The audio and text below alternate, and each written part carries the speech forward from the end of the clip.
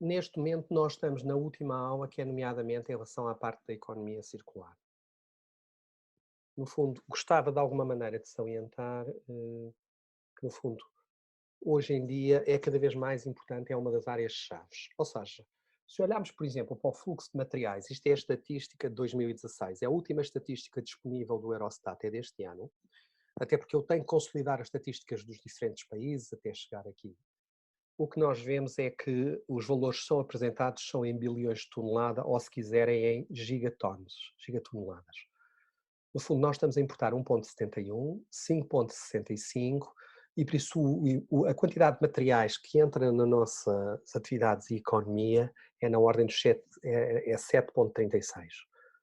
Desses, a maior percentagem vai para a utilização dos materiais e na acumulação, uma parte vai para resíduos, para incineração, há aqui fluxos dissipativos e apenas 0,87 no fundo vão para reciclagem e reutilização. O que é que isto quer dizer? Quer dizer que em 2016, apesar de ter recuperado uma grande percentagem de resíduos, apenas 12% dos materiais foram para, no fundo, fluxos circulares.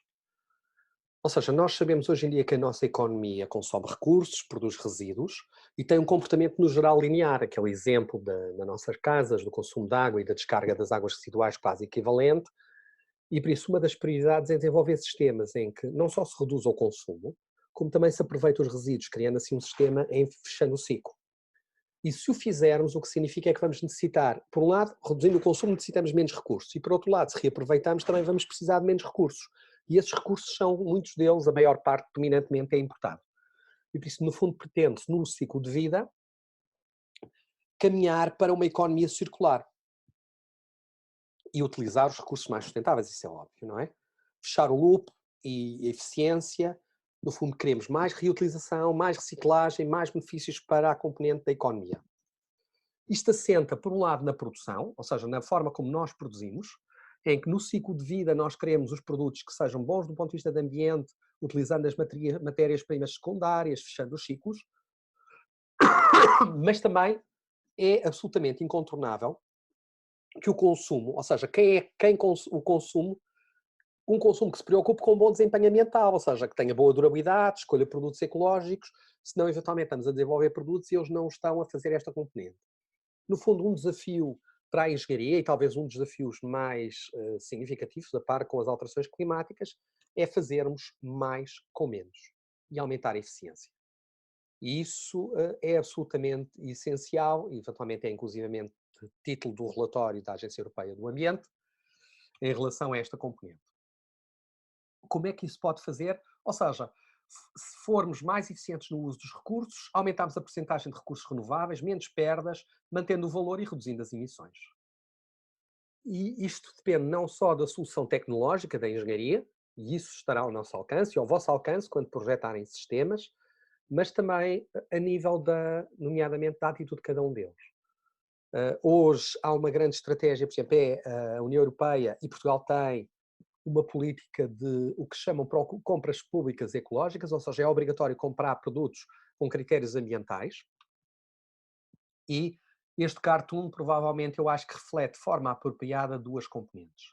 A primeira é do lado direito, se vocês virem, tem compra verde e depois tem, por exemplo, os rótulos de desempenho energético dos eletrodomésticos, também temos nos edifícios e que eventualmente são estendidos a outra componente.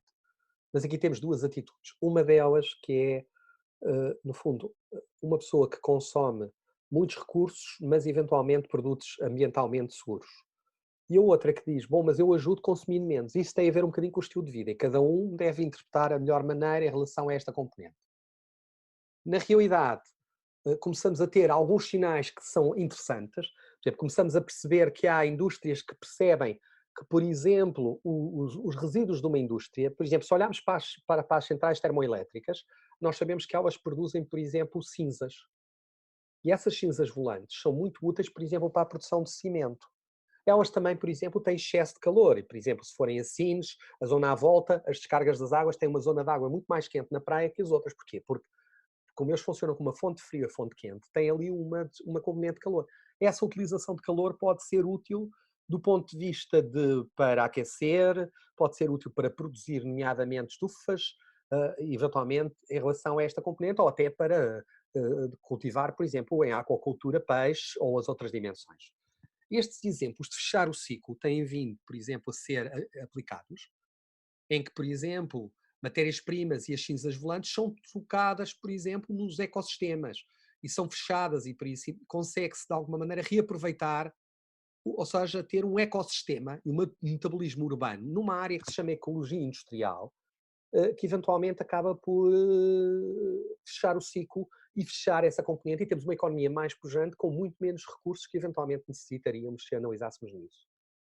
E essa procura da economia circular está a desafiar o setor da construção e desafiar estruturalmente. Um dos relatórios do Fórum Económico, nomeadamente este, de 2016, em que, aliás, o responsável do relatório teve inclusivamente a fazer uma apresentação aí nas salas no VA3, nomeadamente, chama a atenção de um aspecto absolutamente essencial. O setor da construção é uma indústria muito tradicional, de desenvolvimento relativamente lento e nem tem saltos disruptivos muito significativos. Quando se compara, por exemplo, a evolução do setor da construção com várias centenas de anos, com a evolução, por exemplo, do setor do aeronáutico, em um século, desde 1900 a 2000 ou 2020, se vocês quiserem, ou em particular, por exemplo, o digital, desde os anos 60 até agora, vemos que há uma mudança absolutamente brutal. E por isso o nosso setor é um setor lento, pesado e que, por um lado, tem algumas tendências importantes, ou seja, é de uma utilidade social fora de dúvida, tem uma importância económica fundamental, também associado aos consumos de energia e de outras atividades em que sabemos, por exemplo, os 40% ou mais gases de efeito de estufa têm uma importância em termos de sustentabilidade e, por outro lado, cada vez vivem mais pessoas em zonas urbanas e cidades. E por isso, o mercado, a sustentabilidade, a sociedade e as políticas são aspectos que, em termos de tendências pesadas, nós temos que fazer. E começamos a elencar e perceber que há tendências de mudança. Tendências de mudança, por exemplo, nas tecnologias, onde, por exemplo, começamos a ter a normalização, equipamentos automáticos, tecnologias digitais, começa-se a falar de smart cities, novas construção, até impressões 3D, nos processos, em termos de modos de contrato diferentes, abordagens mais limpas, estratégias de inovação nos produtos sustentáveis no ciclo de vida, nas pessoas em termos de tecnologia, de elevado desempenho e até usando tecnologias de informação, mais colaboração entre as empresas. Hoje já há produtos em que há várias empresas, por exemplo, a Sonai e uma empresa que produz cerâmico já fez um produto misto, nomeadamente com cortiça e com amorim, desculpem, e uma empresa das cerâmicas, a Revigrés, fez um produto conjunto em que tem cerâmica, tem o cerâmico e tem cortiça. Ou outras dimensões, o marketing começa a ser mais importantes. E a própria regulação e as políticas, cada vez mais, por exemplo, lembremos apenas que, por exemplo, em relação aos materiais é preciso começar cada vez mais a utilizar o ciclo de vida, ou que, por exemplo, os edifícios vão passar a ser quase zero de energia.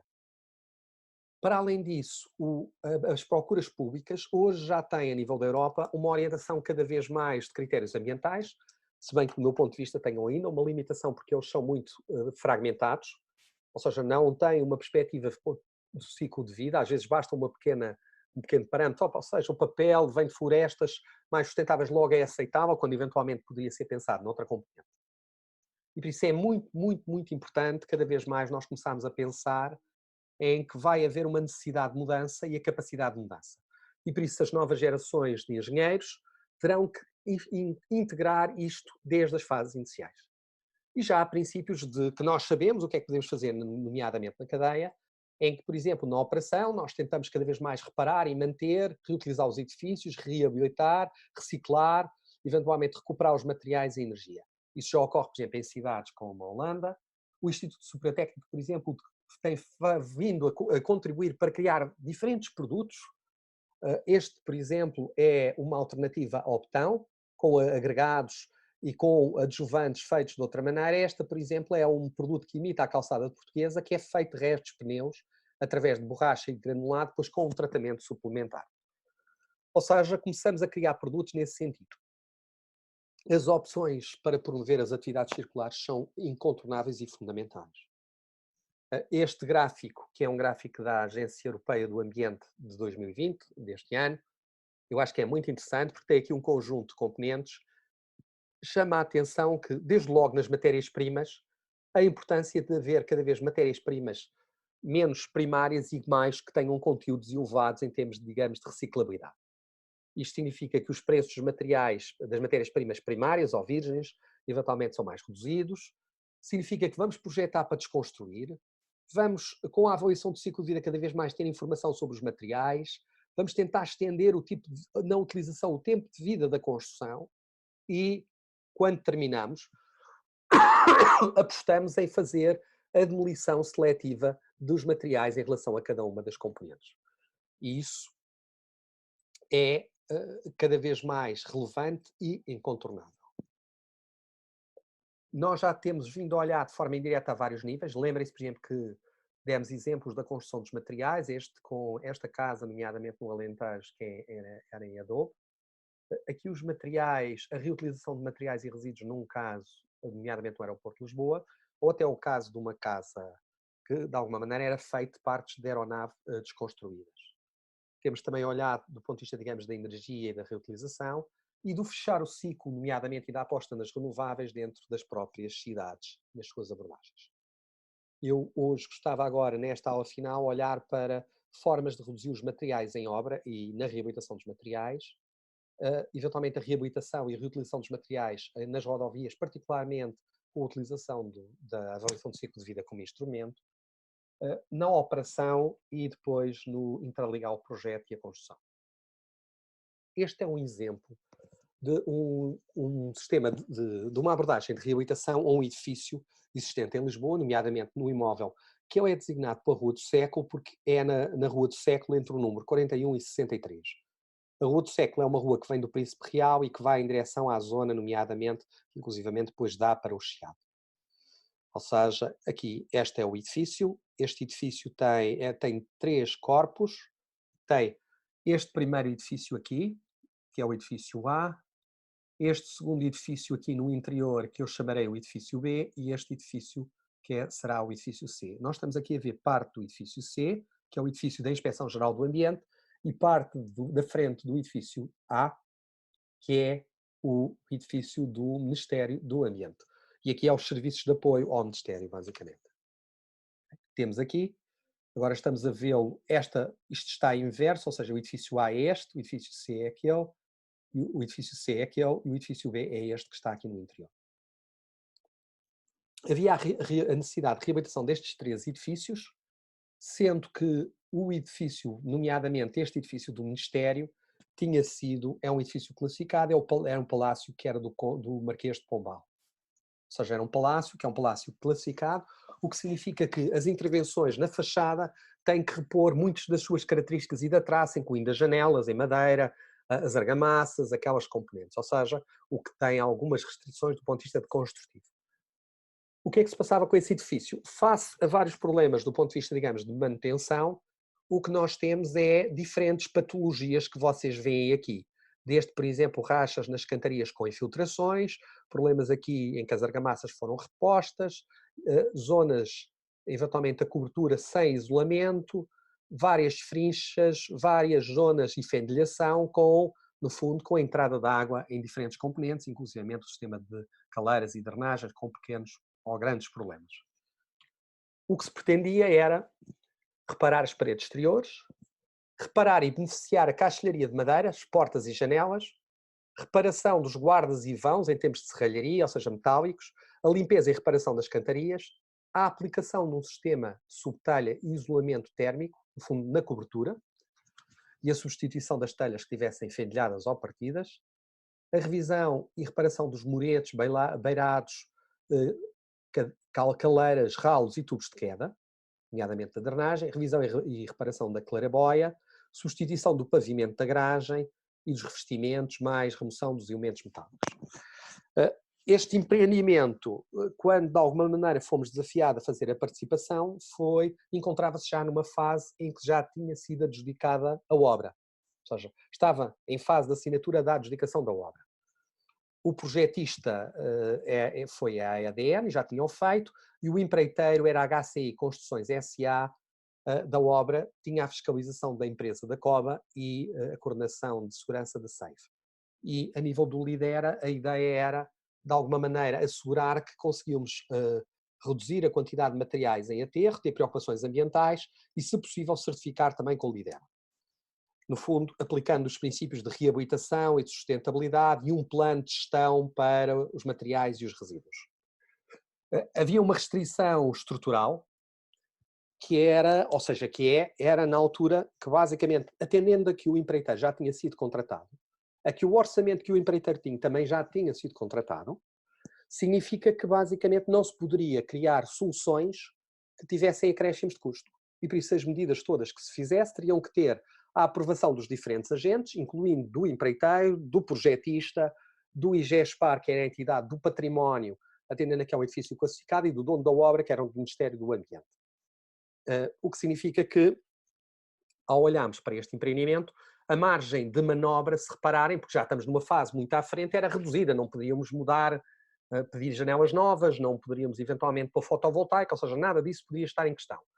E, sobretudo, também tinha que se arranjar soluções para o qual o empreiteiro concordasse e, tecnicamente, fossem interessantes.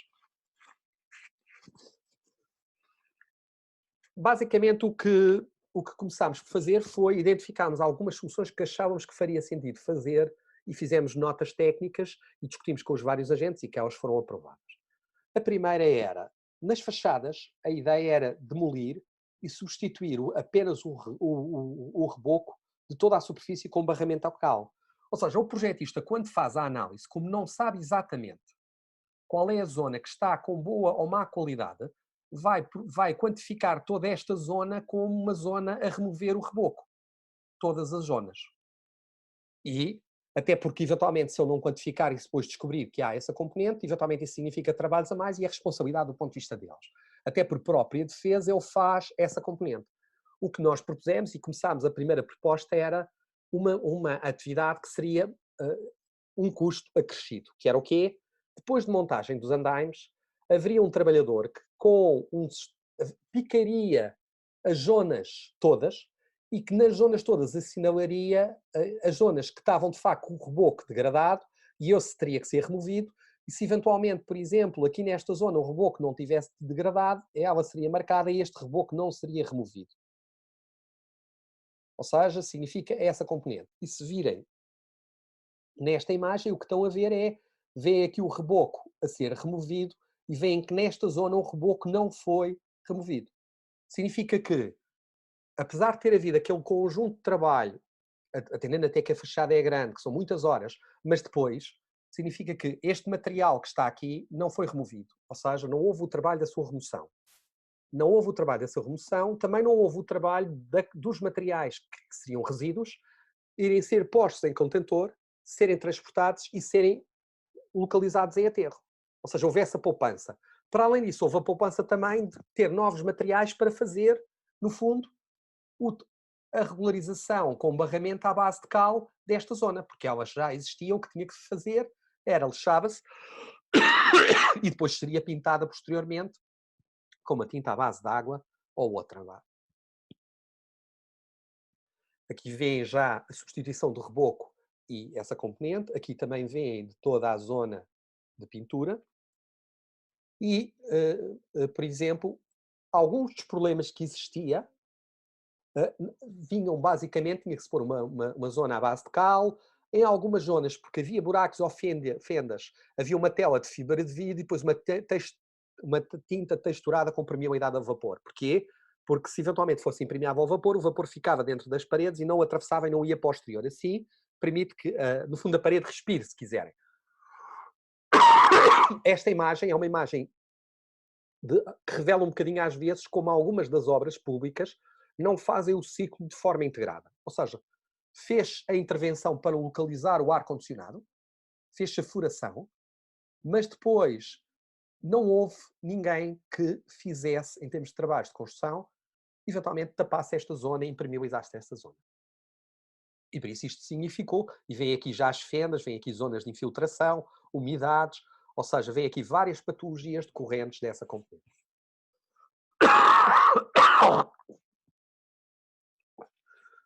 Eu acho que aqui vê-se mais significativamente, reparem, a quantidade de material em toda esta parede, que acabou por só ser mantido e poupado em termos de valor.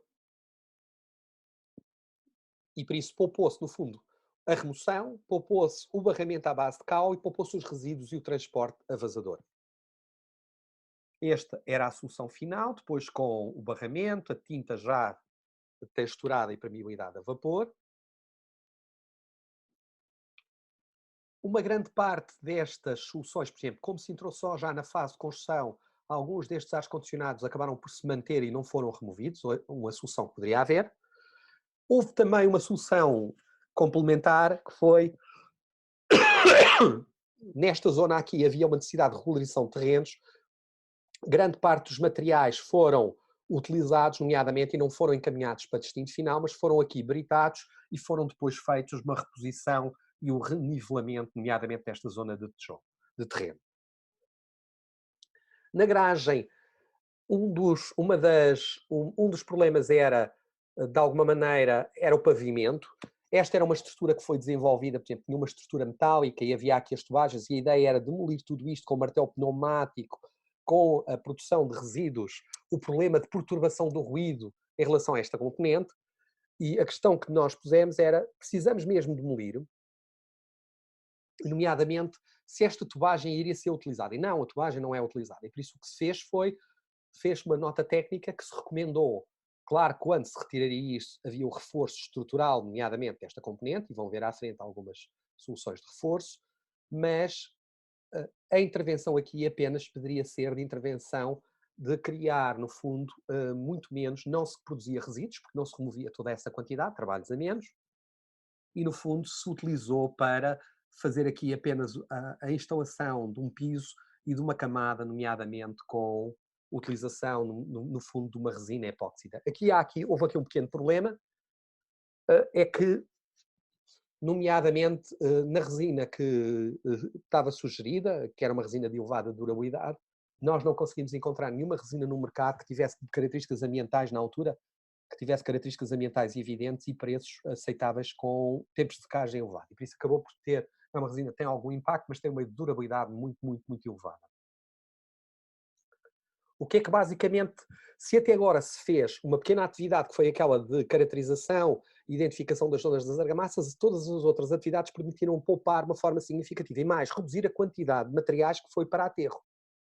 Praticamente reduzimos a 10% a quantidade que iria para aterro em relação a esta componente e muitos deles acabaram por ser reaproveitados no local. O que, do ponto de vista de custos, também tem interesse e reduz a quantidade de necessidade de materiais precisos.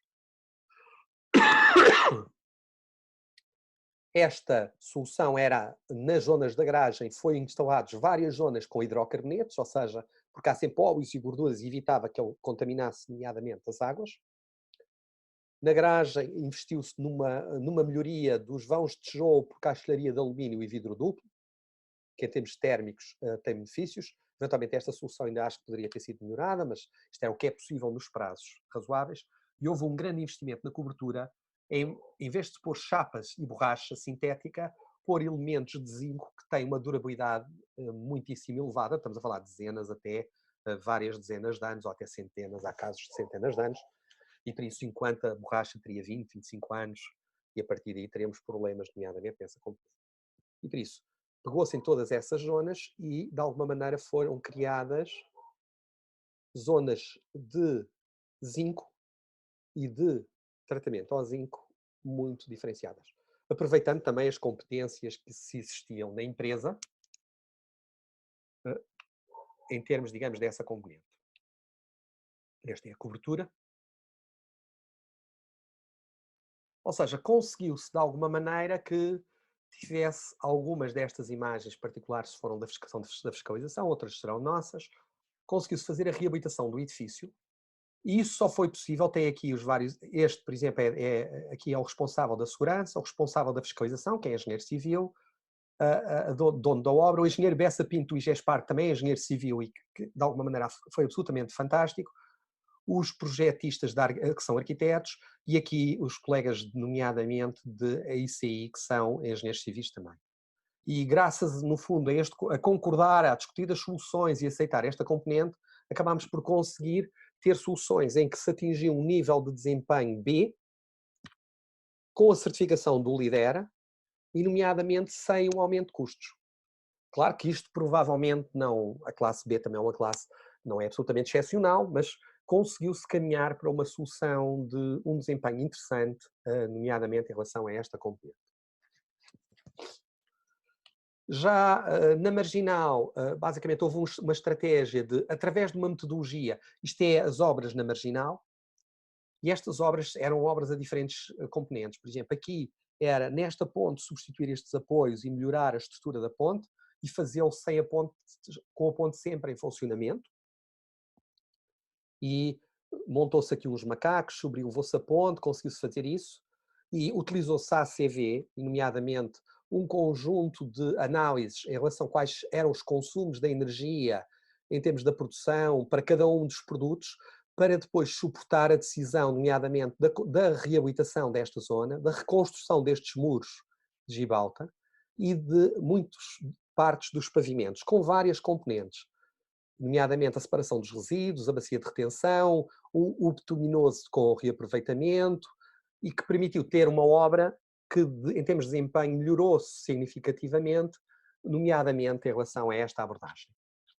Já noutra perspectiva, acho que fará sentido olharmos para aquilo que é o Hotel Jardim Atlântico, que é um hotel que se localiza na Madeira, na Calheta, e este hotel foi um hotel que sempre teve preocupações ambientais, em que olhava o ambiente como decisivo e que estabelecia requisitos ambientais para o projeto e cuidados para a obra. Tem aqui a política ambiental, e que conseguiu, de alguma maneira, ir adotando um conjunto de medidas, por exemplo, o retorno de caudal, reduziu os consumos nas zonas comuns devido à vegetação que tinha, reaproveitava parte das águas para, quer pluviais, quer das águas residuais tratadas para rega, nomeadamente os efluentes, tinha cuidados, nomeadamente nos quartos em que as pessoas só, de alguma maneira, se precisassem lavar, algumas componentes deviam nos pôr num sítio específico, que é uma política que hoje em dia já é muito comum nos hotéis,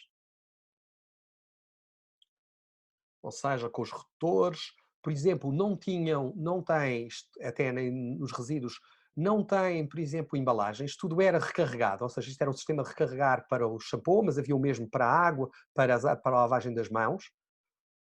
No fundo, a ETAR tinha tratamento terciário e permitia a reutilização das águas, recolhiam as águas pluviais, mas como a ETAR até conseguia ter grande parte da água, grande parte das águas pluviais que eram captadas nem sequer eram reutilizadas porque já não eram necessárias, até porque eles não introduziam nos edifícios, mas nas zonas, nos espaços verdes e para as lavagens.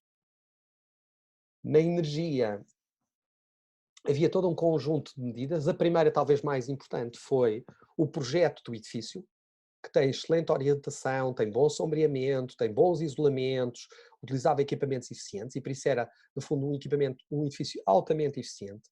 Tinha também depois mecanismos de sensores nos corredores para, na iluminação, poupar energia. Os cartões, por exemplo, quando se ligava, permitiam que o quarto, quando não está ocupado, desligava tudo menos o frigorífico. À noite, podia-se desligar a energia durante a noite para não ter oscilação, nomeadamente em relação a uma das componentes. O aquecimento do secador era efetuado com gás. A lavandaria tinha doseadores específicos que permitiam otimizar. Tinha lâmpadas de baixo consumo. E aqui, se virem, está o fogão, está o frigorífico e está a máquina de lavar a louça. Muitas vezes põe-se o frigorífico e o fogão perto, o que é um erro do ponto de vista de energia, por a seguinte razão. Primeiro, o frigorífico é um dos equipamentos que consome mais, nomeadamente nas nossas habitações ou residências. Por outro lado, o frigorífico funciona com uma fonte quente e fonte fria, ou seja, a fonte quente que lá está e aquele diferencial permite-lhe gerar frio para aqui. Se estiver mais quente lá atrás, precisa de mais energia. Ao estar perto do fogão, o que acontece é que quando usamos o fogão, vamos criar calor na parte de trás, nomeadamente, principalmente o forno, e ao criarmos calor, estamos a gerar calor adicional. Quando estamos a utilizar a máquina de lavar no meio, criamos aqui uma zona mais reduzida, até porque as temperaturas a que atinge-se aqui são muito mais reduzidas que as temperaturas que se atinge no forno. E por isso poupa substancialmente energia. Tem estratégias do ponto de vista local, dos recursos. Descargas, esta, por exemplo, é o sistema de tratamento das águas terciário, E tem, sobretudo, um aspecto que eu acho que é relevante em termos de desempenho. Era em 2006, quando o hotel na Madeira era comparado com outros hotéis equivalentes, ele não só dispunha de uma taxa de ocupação mais elevada, 81%, como de alguma maneira tinha menores consumos de eletricidade, 67% por dormida, 22% no propano e cerca quase de metade no consumo de água. Ou seja, ele tinha um bom desempenho, também significa custos, graças a essas componentes. Eu reutilizava cerca de 70% da água consumida na rega dos jardins e, no fundo, atingia uma classe, nomeadamente, que era a classe A.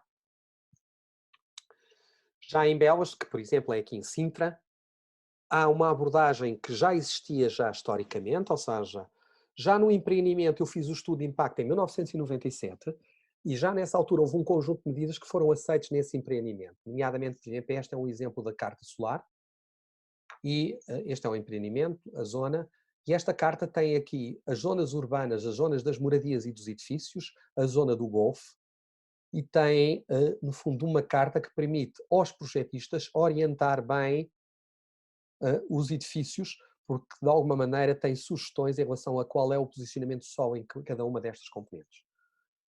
Mais recentemente, em 2000, no fundo, foi avaliado o loteamento, a nível via-se que tinha uma interligação do solo, em termos de integração paisagística e do uso de materiais locais é significativo, tinha cuidados na água, por exemplo, aqui é a forma de drenagem, zonas de escoamento para cada um dos lagos, na energia, que para lá da componente tinha soluções passivas, tem também introdução progressiva de componentes fotovoltaicas, aproveitava parte, por exemplo, isto são os isolamentos que permitia ver entre a tubagem e o piso, havia um bom isolamento acústico e um bom isolamento térmico, e tinha sistemas de reciclagem e de reaproveitamento, quer dos resíduos comuns, quer dos resíduos de construção e demolição. Tem, inclusivamente, para as vivências, todo um conjunto de percursos a serem efetuados, e nomeadamente zonas de mobilidade de baixo impacto, e inclusivamente transportes públicos que liga Belas ao Colombo ou Belas ao metro do Senhor Roubado e vice-versa, com horários. O que significa, de alguma maneira, que se conseguiu neste empreendimento atingir uma classe a mais, nomeadamente através de várias soluções que daqui decorriam. Progressivamente, esta zona do empreendimento, que é a fase 2 e a fase 1, está agora a dar origem a uma nova fase, que é a fase 3. E essa fase 3 tem vindo a implementar, no fundo, estes edifícios, que são edifícios de muito elevado desempenho, com medidas que incluem, por exemplo, a separação das águas residuais, as águas negras das águas cinzentas, tem aqui os painéis solares fotovoltaicos, o sistema de abertura de janelas, equipamentos muito eficientes, sistema eficiente de rega, o que levou, por exemplo, a estas casas que já foram construídas e que já estão em operação, antes da própria legislação, que só será obrigatória para o próximo ano, Belas Clube de Campo, por exemplo, isto é uma notícia dos edifícios de energia, já os empreendimentos, estas moradias, já atingem desempenho energético de edifícios com necessidades quase zero. E se repararem, a quantidade de fotovoltaico aqui não é muito elevada. Porquê? Porque houve uma grande aposta em soluções passivas e houve uma grande aposta em equipamentos eficientes. Ou seja, e por isso as necessidades energéticas são muito mais reduzidas. Eles terão, enquanto, por exemplo, para este tipo de edifícios, podemos estar a falar de 150 a 180 kW por metro quadrado ano, eles terão necessidades de consumo na ordem dos 30 a 50 kW por metro quadrado, ou seja, nomeadamente as necessidades, no fundo, destes imóveis é de 49 kW por metro quadrado ano e inclui depois também um carro elétrico com a possibilidade de carregar. Este loteamento foi, no fundo, as moradias. Ela assentou num projeto que desenvolvemos em parceria com a Agência de Energia Nacional, que é a ADEN, e com o SEMAS de Sintra e com outras entidades, do modelo de uma casa sustentável, que depois foi aplicado quer nas moradias, quer nos edifícios. E hoje, na obra e na reabilitação, eventualmente elas estão em funcionamento e a resiliência. No fundo, o que estamos a ver são aqui diferentes exemplos de formas de aplicação de sustentabilidade e com soluções e tecnologias de construção que a engenharia civil, no fundo, também consegue contribuir e assegurar. Cada vez mais temos que pensar que temos de aplicar às diferentes fases do ciclo de vida e o que nós vemos agora, se começarmos a integrar, é que, desde a fase de plano e programa, com a avaliação ambiental estratégica, lembrem-se, por exemplo, da Ponte Vasco da Gama, até no projeto a avaliação de impacto ambiental, muito alargada a diferentes projetos, e depois na construção e na operação, com mecanismos de governança e gestão para a sustentabilidade e gestão ambiental. E isto vai incluir-se em cada fase do projeto. Ou seja, no projeto, hoje temos que ter em conta os requisitos legais. Por exemplo, a certificação energética do quase zero, os impactos, o controle de resíduos, a avaliação do ciclo de vida ou da sustentabilidade. E conseguimos. Por outro lado, na fase dos materiais, a avaliação do ciclo de vida, os rótulos, os materiais secundários em vez de materiais primários e novos materiais são absolutamente decisivos. Na construção, nomeadamente os cuidados que existem e os sistemas de gestão ambiental, os planos de gestão ambiental da obra, o aproveitamento de resíduos, todo um conjunto de medidas, incluindo as tecnologias da informação. Na operação, os sistemas de gestão e as medidas decorrentes no seu fim de vida, a desconstrução, a demolição seletiva, a reutilização e cada vez mais uma estratégia que poderá caminhar para zero de resíduos em aterro e transformar, sobretudo, materiais em materiais secundários que podem vir a ser reaproveitados. E isto integra-se no ciclo de vida do imobiliário, ou seja, desde a fase de mercado e desenvolvimento do conceito, onde aparecem, por exemplo, as orientações, como aquela que eu vos mostrei, ou esta, que é o Regulamento Municipal de Edificações de Urbanização de Santarém, onde, por exemplo, se forem certificados pelo Lidera, tem 25% de redução das taxas de operações urbanísticas, o que é um sinal para quem investe, nomeadamente, nesta zona. Ou na fase de investimento e financiamento, onde aparece cada vez mais artigos e estudos a mostrar que a sustentabilidade está na agenda, e se olharmos para os fundos, nomeadamente de investimento na área do imobiliário, do qual são alguns destes, desde a Union Invest, do Deutsche Bank, até outros, a Soinai, por exemplo, vemos que muitos deles hoje em dia já têm estratégias de sustentabilidade. Este, por exemplo, é o site da Union Investment, que tem aqui sobre sustentabilidade e sobre princípios, e que de alguma maneira quer é comprar edifícios que tenham um bom desempenho, tenham preocupações de ambiente, não tenham problemas do ponto de vista de materiais e assim sucessivamente. Do lado direito tem um edifício que é as Janelas de Belém, que foi um dos edifícios que financiámos, foi o primeiro edifício que certificámos associado a um fundo de investimento, nomeadamente, em Portugal. No projeto e na construção, mostramos aquela abordagem em relação à construção, nomeadamente nessa componente, e sabemos que cada vez mais nos projetos a integração da componente verde é cada vez maior. Por exemplo, estes são inquéritos e estudos da Macro-EU que mostra que ao longo dos anos o número de critérios ambientais considerados tem vindo a crescer. Na gestão absolutamente significativa, na venda, na mediação, por exemplo, este é um anúncio de um edifício, nomeadamente aquela cooperativa de baixo custo, em que basicamente diz que ele foi certificado aqui pela classe A, pelo Lidera, em relação a esta componente, e que isto é um aspecto interessante. Podemos também ver a gestão e monitorização de equipamentos, como o técnico tem, ou como tem, por exemplo, as casas passivas. No fundo, no ciclo, nós começamos a olhar para uma perspectiva cada vez mais alargada. Ou seja, como é que pode maximizar o valor do edifício, como se pode gerar os riscos, compreender, como implementar medidas. E isso também responde a um aspecto que talvez seja interessante, é que o próprio mercado está a mudar. E está a mudar e está a ter características diferentes. Hoje, por exemplo, quando nós olhamos, este é um estudo bastante interessante do David Catman, que diz que fez um inquérito a 4 tipos de agentes nos edifícios, aos ocupantes, aos projetistas e construtores, aos promotores e aos investidores, e o que descobriu é que havia aqui um círculo vicioso, porque os ocupantes diriam, bom, nós gostaríamos de ter edifícios sustentáveis, mas são poucos. Os projetistas até queremos construir, mas não pedem. Os promotores dizem, até queremos os edifícios, mas os investidores não pagam. E os investidores não financiariam, mas os ocupantes dizem que querem e os promotores também. E por isso está aqui claramente num círculo vicioso. Como é que se liberta um círculo vicioso? É dando sinais e exemplos, nomeadamente os instrumentos de avaliação, como a certificação energética, como a certificação do Lidera ou outros, podem ajudar a dar esta mudança.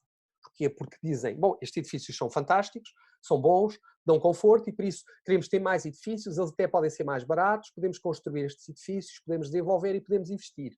E por isso queremos é mudar para este círculo virtuoso. Por outro lado, há algumas tendências pesadas que eu não gostaria de terminar sem vos salientar essa dimensão. Uma das tendências pesadas, ou seja, ou pelo menos algumas, tem a ver com uma mudança de paradigma. Este é um livro do Miller e de outros que tem a ver com aquilo que eu acho ser as 9 áreas que estão a mudar o imobiliário, a reduzir custos, a reduzir resíduos e a mudar completamente a indústria do imobiliário. E as novas formas incluem a sustentabilidade e o BIM. Eu tenho aqui a tradução, ou seja, uma aposta na sustentabilidade, através de liderança, de colaboração, de parcerias, de soluções eficientes e limpas, incluindo o aparecimento de pré-fabricação, ou seja, que reduz muito a quantidade dos resíduos produzidos em obra, e também melhorias no desempenho. Por outro lado, no modo como se faz o projeto, no modo como o projeto informa a forma de fazer a construção e como se faz a gestão, temos hoje, com as tecnologias de informação, cada vez mais potencial.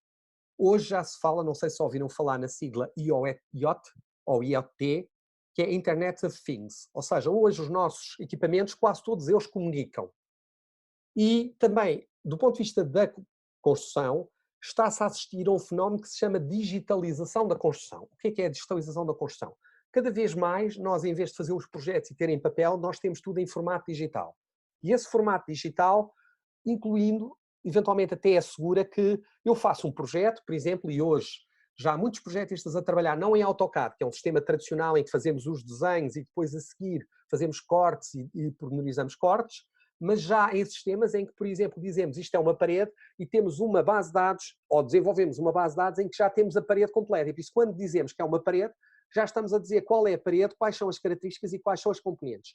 E essa informação pode ser mandada para a produção em fábrica específica em relação a essa componente. Ou seja, isto é uma mudança digital que inclui vantagens do ponto de vista do BIM em relação a esta componente. Ou seja, o BIM é Building Information Model.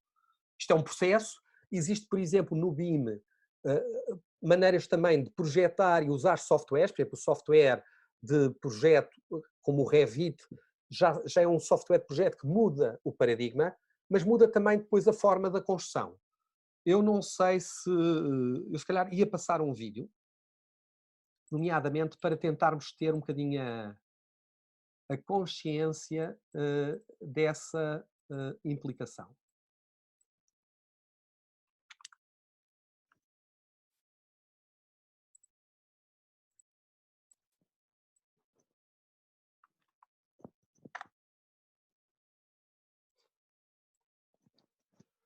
E você...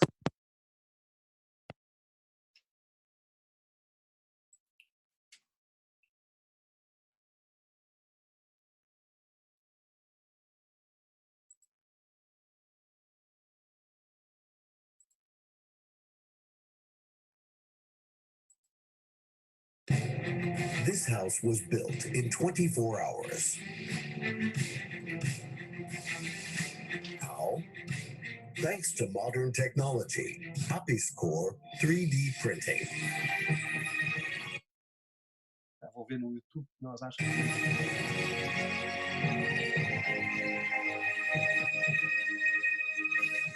Apiscore, building the future today. 3D printing. I think I've heard about it, but it was so expensive. I don't think it's possible right now. I've heard, yes, I've heard that you can make some stuff, some little stuff. The house in 24 hours. No way. في رأيي أن التكنولوجيا المضافة سوف يكون لها مستقبل عظيم. E claro que gracias a este método podemos volver a construir las viviendas más baratas y más accesibles. Printed house? Why not? Why not? I think it's a good idea. Well, it should be the same, just like other houses.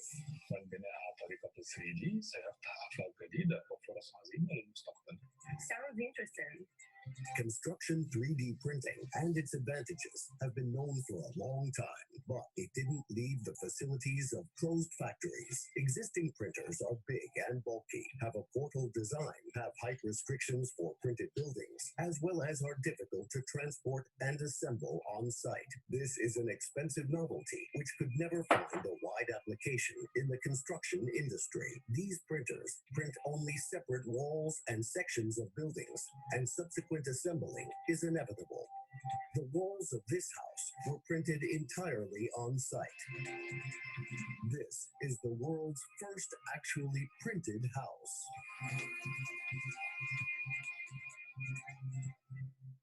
With the advent of Apis core technology, construction 3D printing opens a new round of evolution thanks to the innovative design of the printer.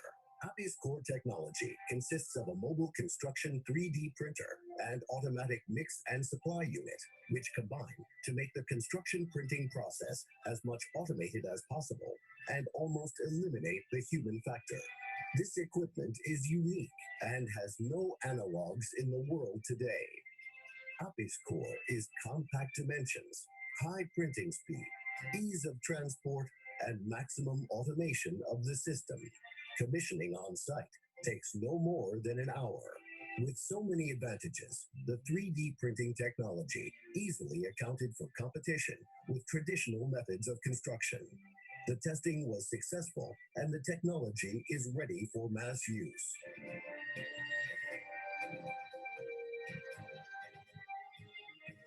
Our project has been implemented at the coldest time of the year. Application of the concrete mixture that is used as the ink is possible at temperatures from 5 degrees Celsius above zero. The equipment can operate at temperatures as low as minus 35 degrees Celsius. However, the problem was easily solved by installing the protective tent, which supported the required temperature. Time of printing amounted to 24 hours.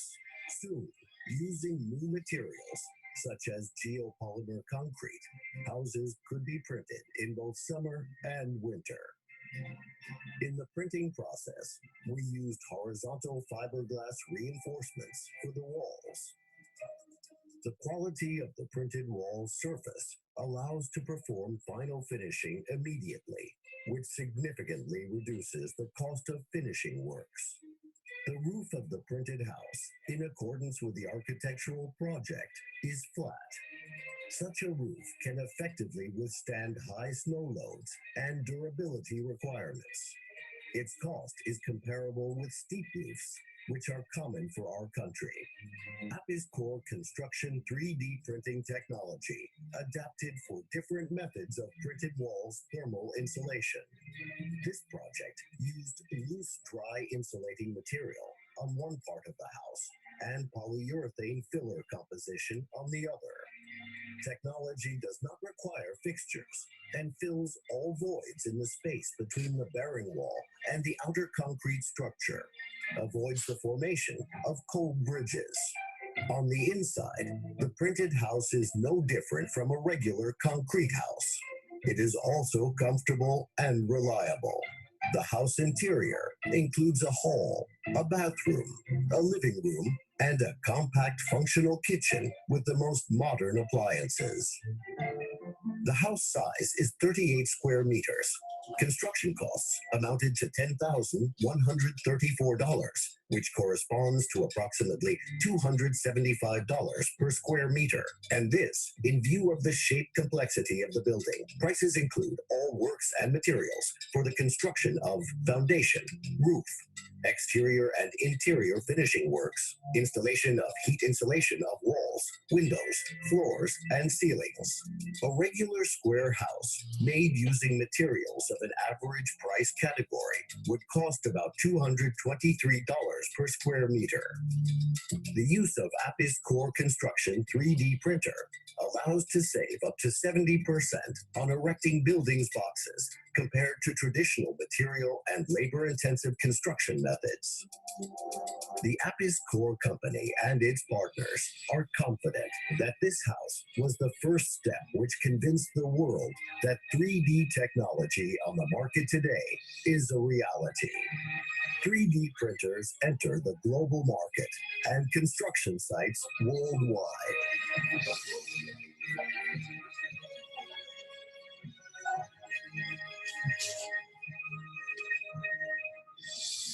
Apis core, building the future today.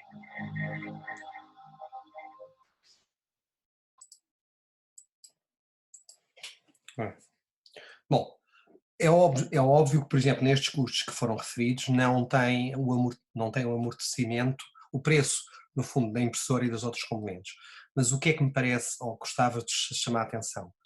Reparem, aparecem hoje em dia novas tecnologias do ponto de vista de construção, da impressão. Nós no técnico, se forem ver, por exemplo, as casas de banho, nomeadamente no primeiro andar por cima do café, onde ver que são feitas, por exemplo, já, e foram feitas nomeadamente com uma impressão 3D no técnico, incluindo a instalação de sistemas LEDs no interior, basicamente. Ou seja, hoje já temos, e no técnico nós temos já vários equipamentos que produzem algumas das componentes.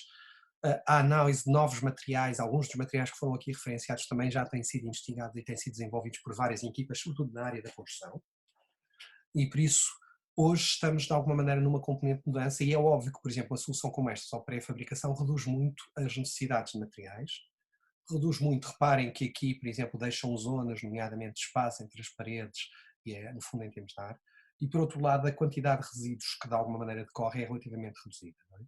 E por isso é chamar a atenção para uma nova dinâmica, que eu acho que provavelmente vocês vão conseguir agarrar em termos, digamos, de mudança, que é a digitalização da construção e essa digitalização, nomeadamente no sentido da sustentabilidade.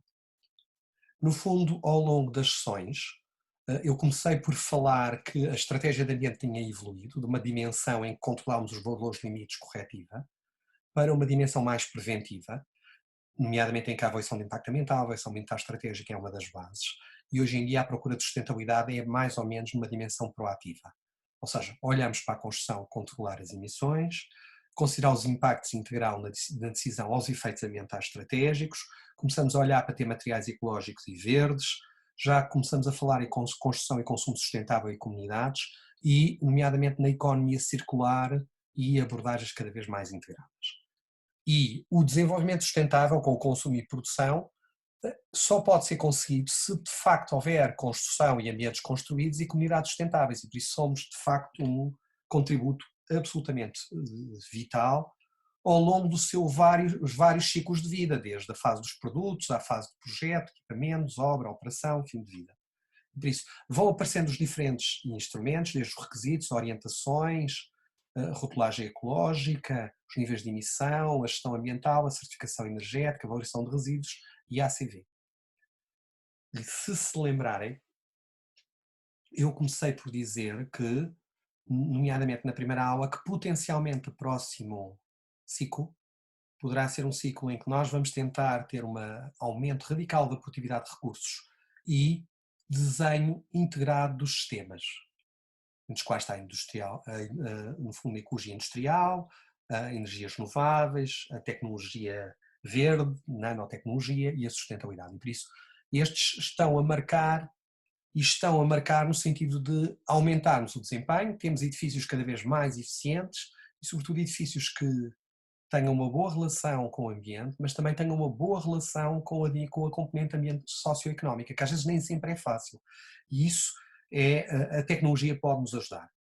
Mas não podemos esquecer que tudo o que nós fazemos, as pontes, no fundo as barragens, as rodovias, as zonas urbanas, os edifícios, são para que sejam usados. Eu acho que esta imagem de uma fotografia que eu tirei em Melbourne, na Austrália, mostra um bocadinho a dizer, no fundo temos aqui uma zona de relva e o que eu espero é que, por favor, use a relva e que de alguma maneira aproveite o ambiente. Por isso o foco é o equilíbrio para as pessoas e ecossistemas e que haja vivências e satisfação.